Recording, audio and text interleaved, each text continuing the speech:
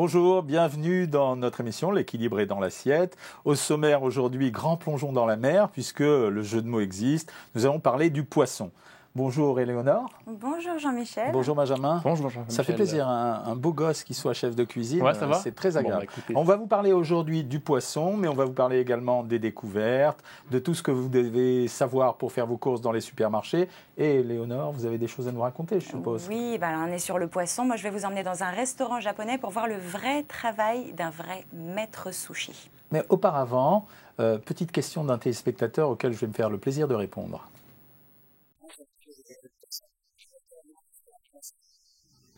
Alors, le poisson, ça se classe dans la catégorie des protéines. Ça veut dire que ça se compare à tous les produits qui contiennent des protéines, et notamment la viande, les crustacés, qui sont un peu faisant partie du poisson, les fromages, les laitages, les œufs et bien entendu les volailles. Alors, quand vous voulez remplacer le poisson, il faut que vous le remplaciez par une des protéines de cette nature-là. Ça vous va comme réponse ? Ça me va très bien. Et vous avez quoi à nous raconter ? Alors, à partir de maintenant, on y va, on rentre dans le sujet, le poisson.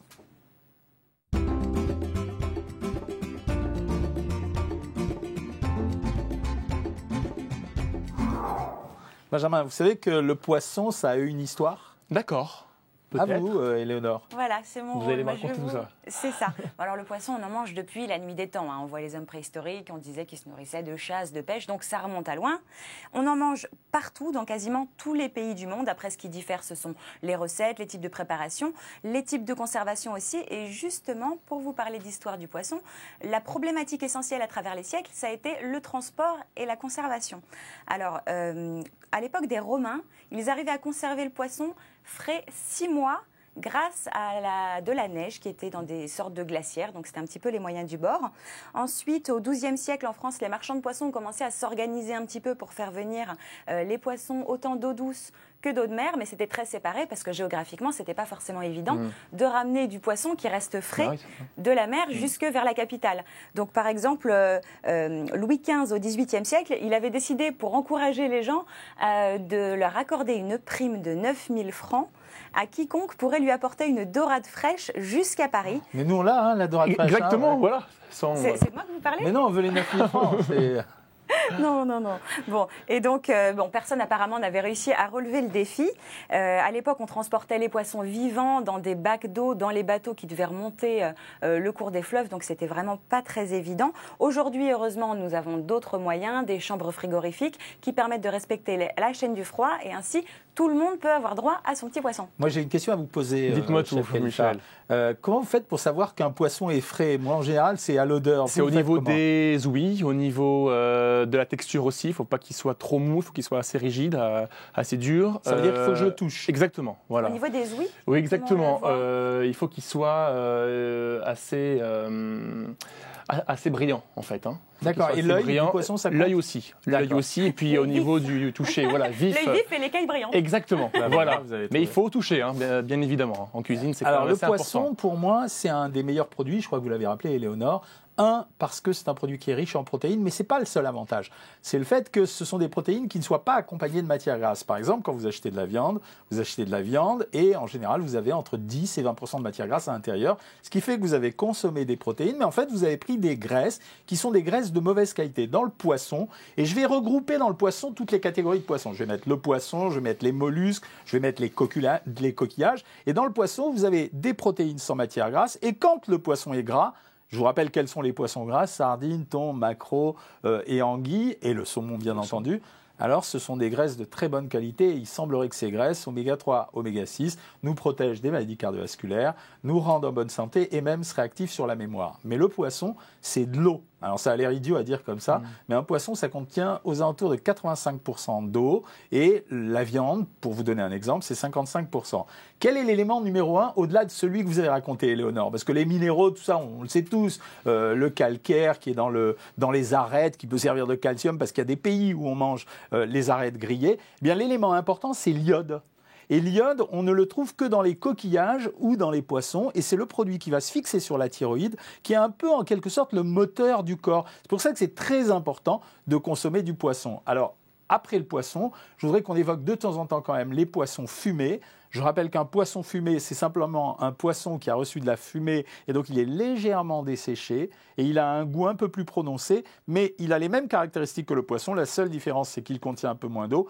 Et les poissons en conserve qui contiennent quasiment les mêmes propriétés que le poisson frais et dont la texture est simplement différente. Et les poissons gras, donc 10 gras que vous avez cités tout à l'heure, ils n'ont pas on ne va pas en déduire que c'est moins bon pour la ligne, par exemple. Non, alors dans les poissons gras, vous avez deux catégories. Vous avez les poissons gras de type traditionnel, c'est-à-dire ce qu'on appelle les poissons sauvages, qui contiennent en moyenne 4 à 5 grammes, pas plus de graisse pour 100 grammes. Et vous avez les nouveaux poissons, qui sont les poissons d'élevage, qu'on a forcément engraissés et qui contiennent plus de graisse. Et le vrai problème dans cette histoire, c'est que d'un côté, on est super content d'avoir des graisses de très très bonne qualité, oméga 3 et oméga 6, et de l'autre côté, on est un peu gêné parce que le produit peut devenir plus gras que ce qu'il était auparavant. Justement, vous parlez d'oméga 3. Moi, je voulais vous parler des bienfaits un petit peu du poisson. Donc, vous avez parlé des protéines. Il y a le phosphore, le fer, le cuivre, le zinc, sélénium. Enfin, voilà, ça n'arrête pas. Il y a quand même une panoplie de... Et on n'a pas dit les vitamines encore. A, C'est B2, énorme, B12, c'est énorme. C, Ouais, mais à la limite, D, E et non, PP. mais à la limite, pour les textures vitaminiques, ça ne m'intéresse pas trop. D'abord parce que le poisson, ça se cuit, hein, Benjamin. Oui, c'est ça, cuit ou cru ou mi-cuit. Alors cru, on va en parler dans quelques instants, mais D'accord. cru, effectivement, ça pourrait conserver quelques vitamines. Les minéraux, c'est vrai qu'on peut les trouver dans beaucoup d'autres produits. L'essentiel des minéraux que vous recherchez, que ce soit le calcium, le fer, le sel, le potassium, etc., on les trouve dans la plupart des produits. Donc c'est pour ça, concentrez-vous sur poisson égal protéines, graisse de bonne qualité, un peu d'iode, et puis c'est bon à consommer. Est-ce que c'est bon de manger un poisson cru pour la santé ou pas? Est-ce que c'est conseillé? Vous êtes trop fort, vous êtes fait pour faire de la télévision. Là, maintenant, c'est notre séquence découverte. Vous allez voir que le poisson cru, aujourd'hui, il est incarné essentiellement par le produit à la mode, les sushis.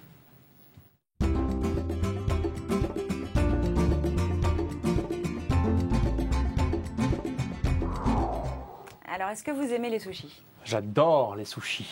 Ah, j'étais sûr que vous alliez la faire. Vous lui avez volé la réplique, je crois. Ah, excusez-moi, on va se la refaire.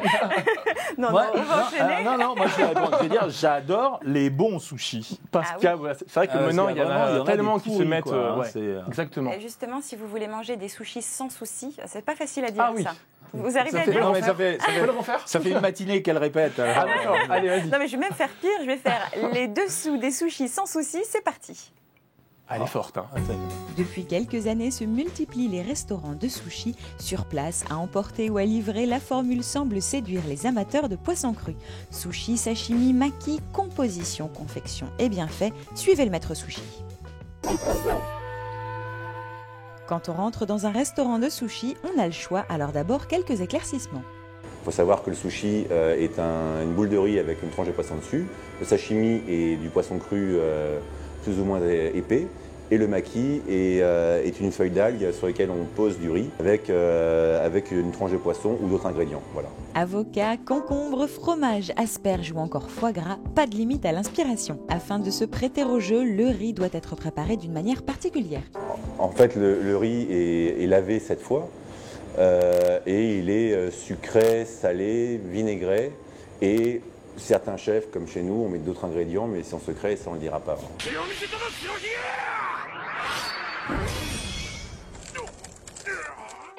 Quant au poisson, on utilise en général le thon et le saumon, mais pas seulement. Il y a des gens qui préfèrent des poissons qui sont beaucoup plus élastiques, comme le poulpe, comme la sèche. Il y a des gens qui préfèrent des poissons qui ont des goûts plus ou moins forts, comme le maquereau. La consommation de poisson cru est excellente pour la santé et même pour les lignes.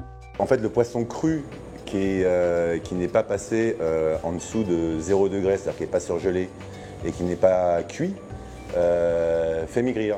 Parce qu'il y a énormément de bactéries qui brûlent les graisses et qui permettent de ne pas faire grossir. Tout dépend bien sûr comment on en mange, mais c'est quelque chose qui est très équilibré. Néanmoins, il convient évidemment de faire attention aux normes sanitaires. Il faut faire attention. Je pense que c'est comme pour tout. D'abord, il y a la fraîcheur, donc ça vous le sentez à l'odeur. Un poisson qui sent, ça ne veut pas dire que c'est mauvais, bien au contraire. Voilà, à la tendresse et à la texture. Et au niveau du riz, au niveau du goût. Donc en général, un maître sushi ou une personne qui s'y connaît en sushi regardera la tranche de poisson et goûtera le riz. Certains restaurants choisissent d'utiliser des filets congelés. En fait, quand on congèle le poisson, on tue les bactéries et on tue différentes propriétés, différentes qualités que peut avoir le poisson cru, comme le goût, l'odeur, la tendresse du poisson, voilà quoi. D'autres, au contraire, partent directement du poisson frais. En fait, il n'y a pas de bon et de mauvais sushi, mais c'est comme la pizza. C'est comme si on compare un restaurant italien haut de gamme et un livreur de pizza. Mais dans ce cas, mieux vaut bien maîtriser la découpe, un art que seul un maître sushi expérimenté peut pratiquer avec autant de dextérité. En fait, la différence se fait effectivement dans la découpe. On choisit la partie la plus noble du poisson pour le sashimi et pour le sushi, et la partie la moins noble pour les makis. Voilà. Après la découpe, assemblage et roulage, mais je crois que j'ai encore quelques progrès à faire. Et enfin, dégustation, j'en profite puisque les sushis, c'est bon pour la santé. En tout cas, c'est sûr que c'est pas mauvais. Bon, on va corriger déjà une petite erreur. Il n'est pas nécessaire d'avoir des bactéries sur un poisson pour maigrir. Essayez de prendre quand même des poissons de bonne qualité et bien sains. D'ailleurs, j'observe, Éléonore, que vous n'avez pas senti le poisson avant de manger votre maki. Non, mais j'ai embrassé une tête de poisson mort. Ça Est-ce que compte vous un l'avez peu, touché un petit peu? Est-ce que vous l'avez... On ne sait pas, peut-être que c'est vous qui l'avez découpé finalement. Non. Non, j'ai laissé la découpe au maître sushi. J'ai Ah juste essayé de rouler le maki. J'ai une question à vous poser, Benjamin. Dites-moi. Qu'est-ce qui a fait le succès du sushi? Est-ce que c'est le goût particulièrement de ce C'est la produit? finger food, je pense aussi. Hein. C'est les choses rapides à manger aussi. Et puis, c'est quand même assez rapide et c'est sain. Parce Pour que, vous, un bon sushi, ça serait quoi par opposition à ce qu'on vient d'entendre? au niveau de quel ingrédient vous voulez dire Quel critère vous choisissez pour le sushi? Au niveau du poisson, vous voulez parler? De tout. Un bon poisson frais, et puis je trouve que le riz est trop sucré des fois, vous voyez. Mettre que des légumes assez croquants, assez frais, etc.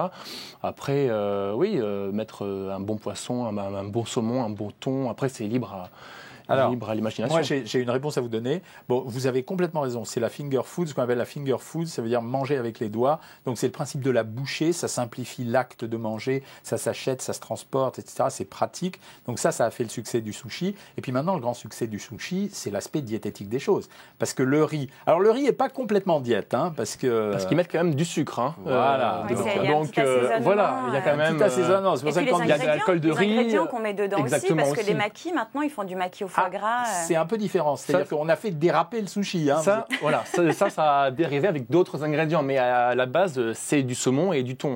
Mais c'est quand même assez gras, non, le Alors saumon. Non, parce qu'il y a deux choses qui sont intéressantes. Premièrement, le riz, même s'il est cuisiné légèrement avec du sucre et avec d'autres produits, ça reste quand même une source de féculents. Et c'est là où ça se joue sur le sushi. C'est-à-dire que si on veut tricher, on met beaucoup de riz, pas beaucoup de poisson. Parce que la matière première qui est chère, c'est le poisson et c'est pas le riz. Donc le bon sushi, pour moi, c'est un sushi où il y a l'équilibre entre la quantité de poisson et la quantité de riz. La deuxième chose, c'est la nature et la fraîcheur du poisson. Mais de temps en temps, les bons sushi-men arrivent à mettre des petites teintes originales sur le sushi sans avoir besoin de faire ce qu'on voit à l'heure actuelle. C'est un dérapage total. C'est le sushi avec le foie gras, des œufs de l'Inde, des choses comme ça. Le truc qui était diététique avant. Après, ce n'est plus un sushi, quoi. Mais le truc qui était diététique auparavant, ça devient juste une bombe calorique. Exactement. Et pour vous donner une idée, tiens, je vous donne un petit repère. En moyenne, un maki, on compte que c'est entre 35 et 50 calories et 40 calories. Et un sushi, c'est entre 50 et 60 calories. Et vous multipliez par le nombre et vous arrivez à savoir ce que vous devez manger. Par exemple, dans un régime, on recommande chez les femmes de prendre 6 sushis ou 12 makis. Et chez les hommes, on pousse la quantité. C'est 8 sushis ou 12 makis. Et c'est comme ça qu'on arrive Au-delà, à s'en sortir. ça devient assez calorique. Voilà. On est Alors, d'accord. Mais quand on fait les au-delà, gros bien plateaux, sûr. on a l'impression Voilà. qu'on picore plein de Exactement, petites choses. voilà. Exactement. Bien sûr, c'est l'accumulation des petites choses. Deux bons renseignements, quand on vous sert dans les restaurants chinois ou japonais, la soupe miso et les petites crudités, ça compte pas. Ça veut dire que c'est vraiment ce qui constitue la valeur énergétique du produit, c'est le sushi en lui-même. Ça fait un repas équilibré si on prend... Est-ce que ça se fait maison? Au niveau de la soupe, est-ce que ça peut se faire maison, non, le sushi, le maki? Bien évidemment. Ouais, il n'y a rien de compliqué à réaliser. Il ne faut pas acheter le petit appareil? Le petit appareil, on peut le faire d'une sorte différente, avec un papier film, vous voyez, on peut le faire d'une sorte différente. Hein. J'ai eu un petit peu de mal, moi. On le voit dans le sujet. Voilà, il y a quand même un coup de main à prendre. on peut utiliser une feuille papier sulfurisé ou des choses comme ça, et puis on se débrouille très bien. Bon, alors justement, ça nous fait une petite transition, parce qu'on vous parle de choses à faire à la maison, et vous allez voir que nous, ce qu'on aime, c'est acheter des choses toutes faites. Alors je vous explique ce que contiennent les poissons panés.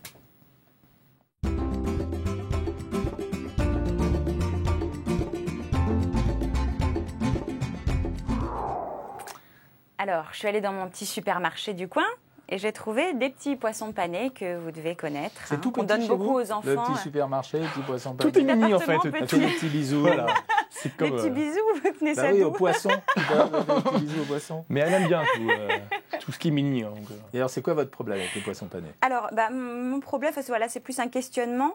Qu'est-ce qu'il y a vraiment dedans, quoi? Est-ce que, en termes d'équivalence un peu, Est-ce que c'est de vraiment choses sain, comme quoi, ça, aussi est-ce que c'est bon? Est-ce que c'est aussi bon pour la santé qu'un poisson préparé, par exemple? c'est quand même assez un gain de temps aussi, je pense aussi. Et puis, est-ce que c'est vraiment sain? Est-ce que tous les ingrédients... Alors, ça fait partie des premiers produits qui sont apparus dans les rayons des surgelés. Il y a eu 2 produits phares dans les rayons des surgelés. Il y a eu le premier produit, ça a été les crêpes surgelées. En fait, c'est l'ancêtre. Et le deuxième produit, ça a été les poissons surgelés. Alors, le poisson surgelé, il doit son succès essentiellement au fait que ça a permis, de simplifier la vie des ménagères à la maison, et deuxièmement, que les enfants, ils ont plaisir à manger ça. Et pourquoi ils ont plaisir à manger ça? C'est parce que c'est pas du poisson simple. Le poisson pané, c'est un poisson qui est recouvert d'une fine couche de chapelure et qui, en général, est enrobé avec un film de matière grasse, de telle façon à pouvoir être saisi sur la plaque d'une poêle et à cuire et à griller. C'est pour ça qu'en général, dans les poissons panés, il ne faut pas rajouter de matière grasse. Donc, est-ce que c'est du vrai poisson qu'il y a dedans ou pas? Alors, ça dépend de la marque que Quand vous on a choisissez. la boîte, est-ce qu'on peut voir vraiment tout ce qu'il y a dedans? Vous avez raison. Et moi, je vais vous dire comment je l'achète, le poisson pané. Je regarde 3 choses. Première chose, je regarde combien il y a de panure, combien il y a de poissons. Un vrai poisson pané, il doit y avoir minimum 60% de poissons, sinon il y a trop de panure, ça veut dire qu'on a triché. Et comme la matière première, c'est en général le poisson, bah forcément, si on met plus de panure, ça coûte moins cher, on abaisse le prix. Ça fait du pané au Deuxième point important, ouais, c'est ça, ça fait de la panure au poisson. Deuxième point important, je regarde quelle est l'huile qui a été utilisée. C'est-à-dire que je vais préférer une huile de colza, quand on a enrobé la chapelure, aux huiles de palme, et toujours la même raison, parce que l'huile de colza est plus chère, donc le fabricant a intérêt à mettre de l'huile de palme, mais on sait que trop d'huile de palme dans la santé, c'est pas une très bonne chose. Et la troisième chose que je vais regarder, ça va être la portion et la nature du poisson. La portion, parce que oui, il y en a marre qu'on décide pour nous les portions, quoi. J'ai envie de manger autant de poissons panés, donc je prévois les doses que je veux.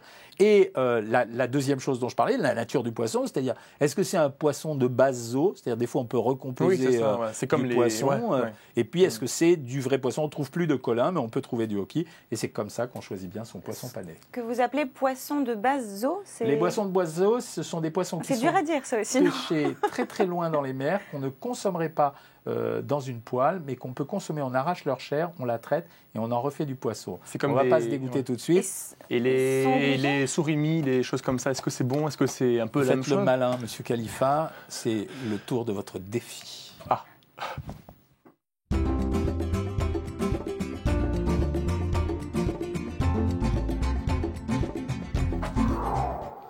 J'adore faire des émissions avec vous. Ah oui? Ouais. En tout cas, c'est réciproque. Mais C'est parce que c'est la première fois, peut-être. il manque un truc là. Ça veut dire chaque fois qu'on a un chef cuisinier chez nous, on lui lance un défi. D'accord. Moi, je voudrais savoir si vous êtes capable de faire un ossobuco qui soit un peu moins lourd à digérer que l'ossobuco traditionnel. Écoutez, je pense relever le défi. Vous l'avez fait? Exactement. On voit le reportage? Allons-y, puis après on en discute. On lance.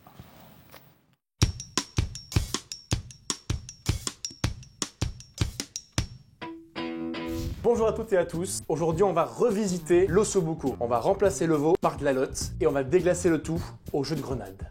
Top, c'est parti. Dans un premier temps, on va s'occuper de la garniture. On va prendre une carotte.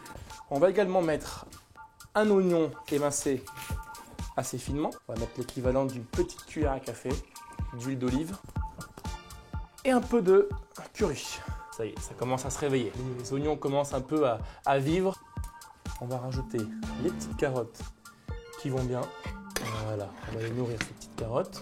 Comme je vous ai dit, on va déglacer la petite poêle avec l'équivalent de 2 bonnes cuillères à soupe de jus de grenade. Ce qu'on va faire maintenant, on va s'occuper de la lotte. On va tout simplement prendre la lotte et on va la fariner.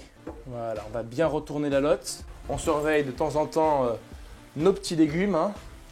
Super. Donc là, on a la lotte qui est belle comme tout. Dès que les légumes commencent un peu à faire son effet, donc c'est-à-dire à cuire, on va les débarrasser. On va utiliser la même poêle, hein, la même poêle pour pouvoir colorer notre morceau de lotte. 2-3 minutes de chaque côté. Et puis après, on va remettre tout ce bon petit monde dedans. Dommage que vous n'êtes pas avec moi parce que là, déjà, je m'en lèche les babines. Voilà, regardez-moi ça là. Voyez? Super. On va juste piquer, hein, vous voyez? juste pour voir si... voilà, nous ce qu'on veut c'est vraiment garder le croquant des carottes. Hein. Voilà.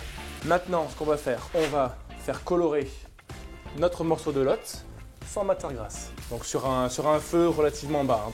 Pendant ce temps-là, on va s'occuper du restant d'oignons.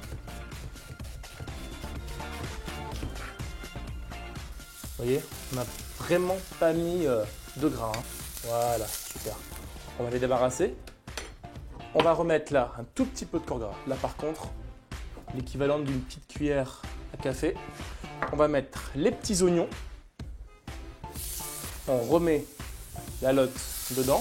On déglace avec le restant de jus de grenade. On va également mettre un peu de concentré de tomate pour lier le tout. Vous voyez, c'est vraiment l'équivalent d'une demi-cuillère à café. Hein. On va mettre un peu de fond de veau également. Et on va laisser cuire ça pendant à peu près 5 minutes.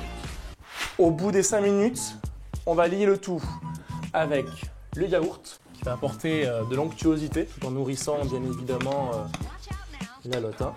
Bien évidemment, donc c'est un ossobuco de lotte au jus de grenade et à l'estragon. Voilà, donc très important, l'estragon, on va équeuter chaque brin hein, parce que la tige, ça se mange pas. Regardez-moi ça, c'est pas merveilleux. Super. Donc très important de ne pas cuire trop la lotte, sinon après c'est caoutchouteux. On se remet à l'estragon. Pour finir, on va remettre les petits légumes dedans. Elle n'est pas belle la vie, hein? Regardez-moi ça. On fait quand même un très beau métier. Hein. Et maintenant, place au dressage. On va utiliser donc le petit ramequin pour disposer les petits légumes, le morceau de lotte que j'ai coupé en deux. Hein. Pour finir, on va juste mettre des petits grains de fruits de la passion, des petites feuilles de roquette, vous voyez, en guise de couleur. Moi je dis c'est que du bonheur. Et vous? Là, vous m'avez bluffé. Moi, ça va ou pas? Ouais. Bon, bah écoute. Vous m'avez bluffé, mais j'ai plein de questions à vous poser. Dites-moi tout. J'en ai Première aussi. question. La première question, ce qui m'intrigue le plus, c'est vraiment, vous pensez qu'on peut faire une sauce et cuire avec du yaourt? Bien évidemment. Mais il ne faut pas trop la cuire, trop cuire le yaourt. Hein. C'est vraiment à la dernière minute, 2-3 minutes, sinon ça va. D'accord, et ça donne un peu le même effet que la crème fraîche? Exactement. Et c'était c'est un moins yaourt maigre ou gras? maigre. Je m'en fiche, hein, Non, ça non, aurait pu maigre. être un yaourt. Maigre.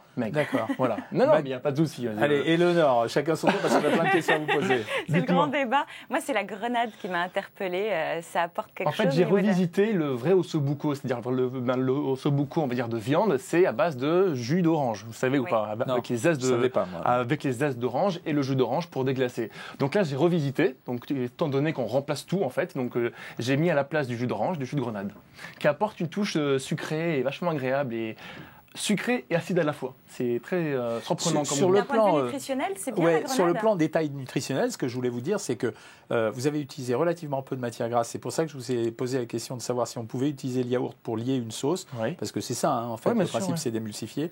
La deuxième question, vous avez utilisé un poisson qui est un des plus maigres, la lotte.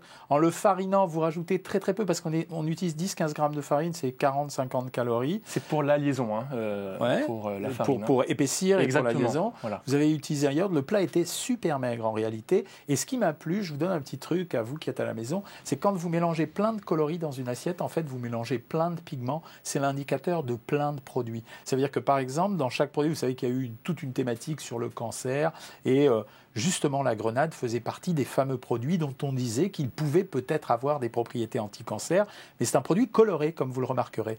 Et quand vous utilisez estragon, pistou, enfin tout ce que vous voulez comme herbe, en fait, vous rajoutez des pigments et ça devient une cuisine très santé. J'aime bien aussi jouer sur la couleur. C'est très important parce qu'on néanmoins on mange avec les yeux. Oui, Eh ben, et il vous y a allez le voir. visuel et en plus, du coup, pour l'équilibre, plus c'est coloré, plus on a de choses différentes. Exactement. Voilà. Eh ben, en termes de coloration, on a un produit, on va jouer au jeu des équivalences pour vous apprendre les calories. Donc c'est l'équivalence d'aujourd'hui, vous allez la découvrir.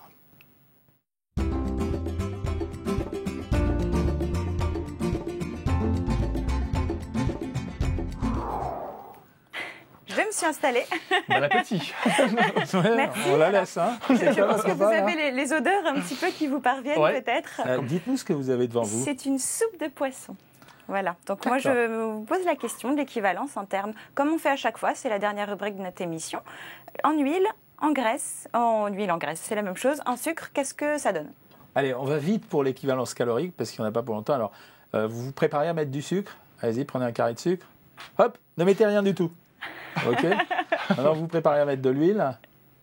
Hop, ne mettez rien du tout. Voilà, la vraie différence calorique. C'est vite vu. La soupe de poisson, si elle n'est pas bricolée, c'est un des produits les moins caloriques qui puissent exister. Parce qu'en fait, la soupe de poisson, Benjamin va nous donner la recette, c'est simplement un bouillon dans lequel on a fait cuire des arêtes. Ça veut dire qu'on a récupéré un peu de cartilage qui est autour des arêtes, de roche, ce qui donne la liaison. Et deuxièmement, on récupère l'ensemble des minéraux des poissons et c'est ça qui donne le coloris. Mais est-ce qu'elle est bonne, votre soupe de poisson? Est-ce que vous l'avez déjà goûtée ou Je vous avoue que je ne l'ai pas goûtée. En plus, là, elle est froide. D'accord. Ça me tente moyen, mais... Ce que j'aime bien, moi, dans la soupe de poisson, c'est quand on met de la rouille. C'est la rouille, tout ça, mais après, ça devient ça assez gras. Alors, moi, j'ai une question à vous poser. La rouille, ça se met dans la soupe de poisson ou sur le croûton? À part sur le croûton, et puis on trempe après avec le gruyère râpé aussi, on peut en mettre, etc. Mais on trempe. Vous avez essayé le gruyère râpé mélangé dans la rouille à manger comme ça? C'est hyper bon. C'est bon, mais ça n'a pas trop d'intérêt. Voilà, après... on part un petit peu sur un autre... Bon, et est-ce qu'on a vraiment intérêt, par exemple, à récupérer tous les poissons qu'on n'a pas mangés à la maison pour essayer de faire une soupe de poisson ou un fumet de poisson? Est-ce que c'est meilleur? Est-ce que vous ne pensez pas que les produits industriels, maintenant, ils ont beaucoup progressé? Après, on évolue, bien évidemment, mais c'est vrai que c'est tellement simple à récupérer toutes les arêtes, etc., pour faire un fumet, pour faire une soupe, contre de tomates, un petit peu... Voilà, on fait... c'est tellement agréable et tellement fier, après, de pouvoir confectionner sa propre soupe. Merci. Alors avant de conclure cette émission, n'essayez pas de récupérer les arêtes des poissons panés, il n'y en a pas. Bien sûr, vous pouvez retrouver tous les conseils, les reportages, les renseignements que vous souhaitez obtenir sur le site mcsbienêtre.fr. Il est l'heure de nous quitter. Au revoir Éléonore. Au revoir Jean-Michel et Benjamin. Au revoir. Au revoir Benjamin. À la semaine prochaine, dimanche midi, rendez-vous. Au revoir à tous. Au revoir. Au revoir.